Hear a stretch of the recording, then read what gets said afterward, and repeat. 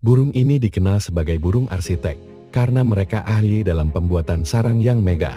Ini adalah burung manyar kepala hitam, atau Ploces melanocephalus. Mereka bisa ditemukan di benua Afrika. Mereka memiliki kemampuan yang sangat menarik. Ia dapat menganyam sarang dengan sangat detail.